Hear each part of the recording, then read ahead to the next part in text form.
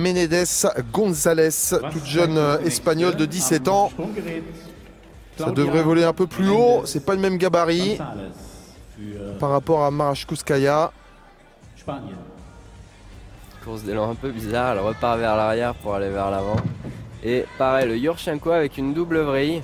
Bon, la réception n'est pas très bien maîtrisée. On a vu sur le premier envol, on va le revoir, hein, que les bras sont un peu fléchis, ce qui lui fait manquer un peu de hauteur, mais on sent le dynamisme chez cette gymnaste qui lui permet de réaliser la figure. Regardez les bras fléchis là, ça ne lui permet pas de remonter comme elle le souhaiterait. Et puis du coup elle envoie, elle provoque beaucoup de dynamisme en rotation, ce qui lui permet de finir un peu difficilement et provoque 2 pas vers l'arrière.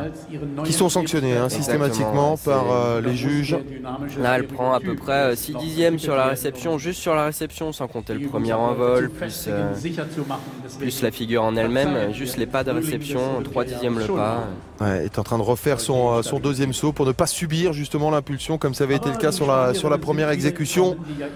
C'est important effectivement, comme vous le disiez, hein, de bien taper l'agré pour pouvoir avoir cette verticalité et cette hauteur pour réaliser effectivement cette première figure. Le premier saut à 5,8 en difficulté.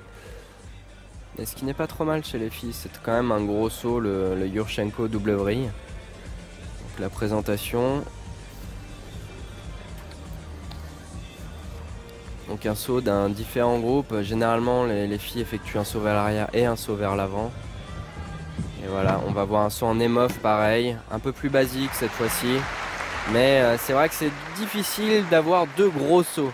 Surtout dans ce genre de tournoi où il y a la place, on voit pas énormément de bonnes gymnastes qui ont deux sauts énormes comme ça. Par exemple un émov réennemi comme faisait la chinoise qui est championne olympique. Enfin, c'est vrai qu'on le voit pas là.